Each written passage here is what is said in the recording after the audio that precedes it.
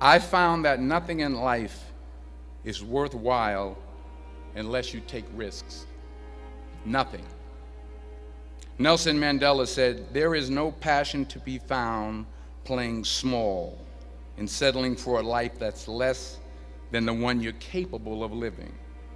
Now, I'm sure in your experiences in school and applying to college and picking your major and deciding what you want to do with life, I'm sure people have told you to make sure you have something to fall back on. Make sure you got something to fall back on, honey. But I never understood that concept, having something to fall back on. If I'm going to fall, I don't want to fall back on anything except my faith. I want to fall forward. I figure at least this way I'll see what I'm going to hit. Fall forward. This is what I mean. Reggie Jackson struck out 2,600 times in his career, the most in the history of baseball. But you don't hear about the strikeouts. People remember the home runs. Fall forward. Thomas Edison conducted 1,000 failed experiments. Did you know that? I didn't know that. Because the 1,001st was the light bulb. Fall forward. Every failed experiment is one step closer to success. You've got to take risks, and I'm sure you've probably heard that before, but I want to talk to you about why that's so important. I got 3 reasons, and then you can pick up your iPhones. First, you will fail at some point in your life. Accept it. You will lose. You will embarrass yourself. You will suck at something. There's no doubt about it. And I know that's probably not a traditional message for a graduation ceremony, but hey, I'm telling you, embrace it, because it's inevitable.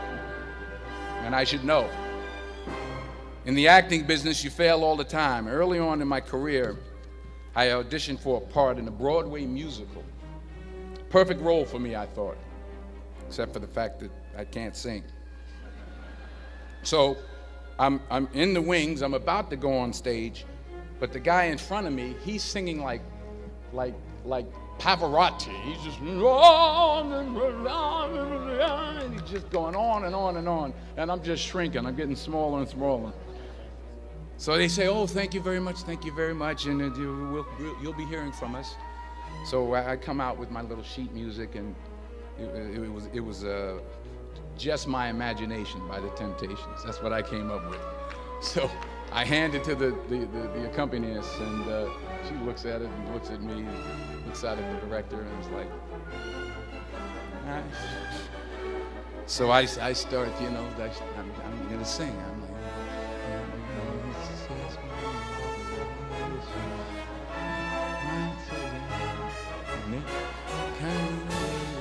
and I'm not saying anything, so I'm thinking I'm getting better. So I start getting into it. Running this. Oh, yeah, thank you very much, Mr. Washington. Thank you. So I assumed I didn't get the job. But the next part of the audition, he called me back. The next part of the audition is the acting part of the audition. So I'm like, hey, okay, maybe I can't sing, but I know I can act. So they pair me with this guy, and again, I didn't know about musical theater. And musical theater is big, so they can reach everyone all the way in the back of the stadium. And I'm more from a realistic, naturalistic kind of acting where you actually talk to the person next to you. So I don't know what my line was. My line was, "Well, hand me the cup." And his line was, "Well, I will hand you the cup, my dear. The cup will be there to be handed to you." I said, "Oh, okay." "Well, should I give you the cup back?" "Oh, yes, you should give it back to me, because you know that is my cup, and it should be given back to me." I didn't get the job. But here's the thing. I didn't quit. I didn't fall back. I walked out of there to prepare for the next audition, and the next audition, and the next audition. I prayed. I prayed, and I prayed. But I continued to fail and fail and fail. But it didn't matter, because you know what? There's an old saying, you hang around the barbershop long enough, sooner or later you're going to get a haircut. So you will catch a break, and I did catch a break. Last year, I did a play called Fences on Broadway. Someone talked about it. Won the Tony Award. And I didn't have to sing, by the way. But here's the kicker. It was at the Court Theater. It was at the same theater that I failed that first audition 30 years prior. The point is, and I'll pick up the pace, the point is, every graduate here today has the training and the talent to succeed. But do you have the guts to fail? Here's my second point about failure. If you don't fail, you're not even trying. I'll say it again. If you don't fail, you're not even trying. My wife told me this great expression. To get something you never had, you have to do something you never did. Les Brown's a motivational speaker. He made an analogy about this. He says, imagine you're on your deathbed, and standing around your deathbed are the ghosts representing your unfulfilled potential. The ghost of the ideas you never acted on. The ghost of the talents you didn't use. And they're standing around your bed, angry, disappointed, and upset. They say, we came to you because you could have brought us to life, they say. And now we have to go to the grave together. So I ask you today, how many ghosts are going to be around your bed when your time comes?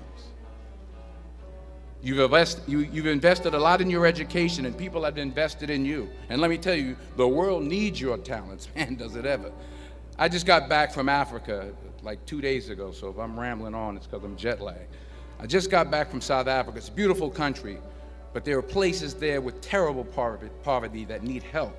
And Africa is just the tip of the iceberg. The Middle East needs your help. Japan needs your help. Alabama needs your help. Tennessee needs your help. Louisiana needs your help. Philadelphia needs your help. The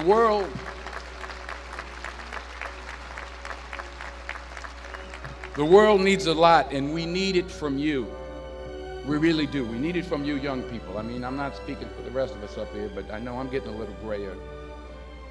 We need it from you, the young people, because remember this. So you got to get out there. You got to give it everything you got, whether it's your time, your talent, your prayers, or your treasures. Because remember this. You will never see a U-Haul behind a hearse.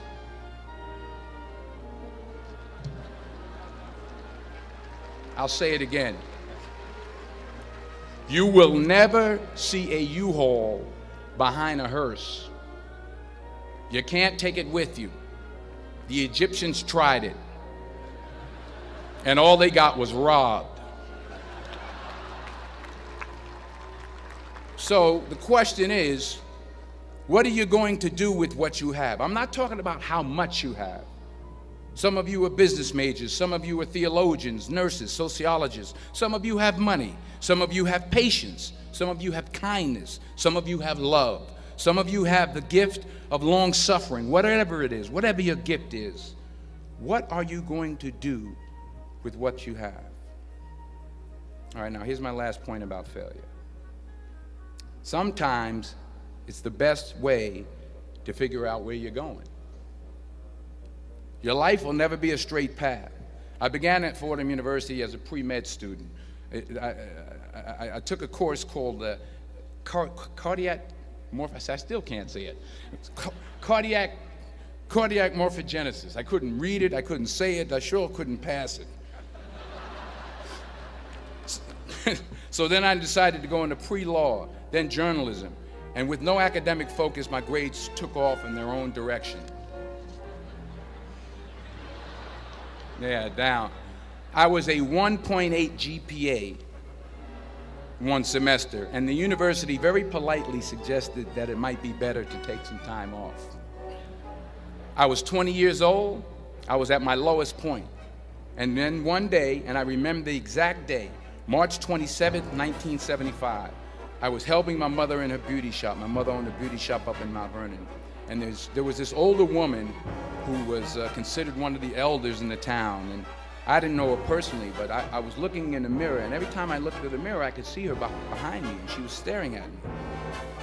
She just kept looking at me. Every time I looked at her, she kept giving me these strange looks. So she finally took the dryer off her head and she said something I'll never forget. First of all, she said, "Somebody give me a piece of paper. Give me a piece of paper." She said, "Young boy, I have a prophecy, a spiritual prophecy." She said, "You are going to travel the world and speak to millions of people." Now, mind you, I'm 20 years old. I'm flunked out of school. In fact, like a wise ass, I'm thinking to myself, maybe she's got something in that crystal ball about me getting back into school next fall. But maybe she was on to something, because later that summer, while working as a counselor at the YMCA camp in Connecticut, we put on a talent show for the campus. And after the show, another counselor came up to me and asked, "Have you ever thought about acting? You're good at that." So when I got back to Fordham that fall, I got in, I changed my major once again for the last time. And in the years that followed, just as that woman prophesied, I have traveled the world, and I have spoken to millions of people through my movies.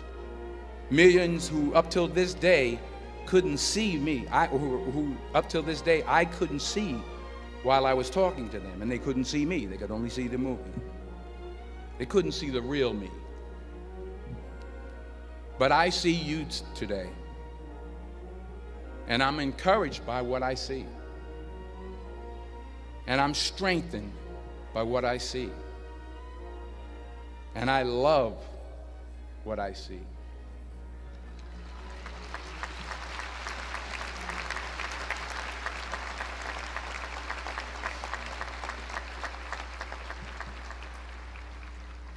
One more page, and I'll shut up.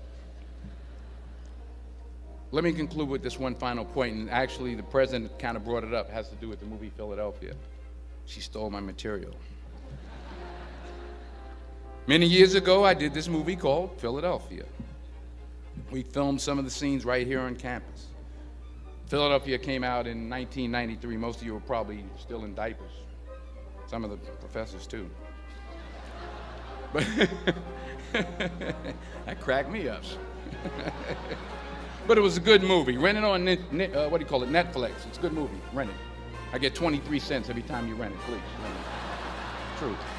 Parents up there, rent it. Netflix, please. Tell your friends too. It's about a man played by Tom Hanks who's fired from his law firm because he has AIDS. He wants to sue the firm, but no one's willing to represent him until a homophobic ambulance chaser lawyer, played by yours truly, takes on the case. In a way, if you watch the movie, you'll see everything I'm talking about today. You'll see what I mean about taking risk or being willing to fail. Because taking risk is not just about going for a job. It's also about knowing what you know and what you don't know. It's about being open to people and to ideas. In the course of the film, the character I play begins to take small steps, small risks. He very, very, very slowly begins to overcome his fears. And I feel ultimately his heart becomes flooded with love. And I can't think of a better message as we send you off today. To not only take risks, but to be open to life, to accept new views, and to be open to new opinions. To be willing to speak at a commencement at one of the best universities in the country, even though you're scared stiff. While it may be frightening, it will also be rewarding. Because the chances you take, the people you meet, the people you love, the faith that you have, that's what's going to define you. So members of the class of 2011, this is your mission. When you leave the friendly confines of Philly, never be discouraged. Never hold back. Give everything you got. And when you fall throughout life, and maybe even tonight after a few many glasses of champagne, remember this: fall forward.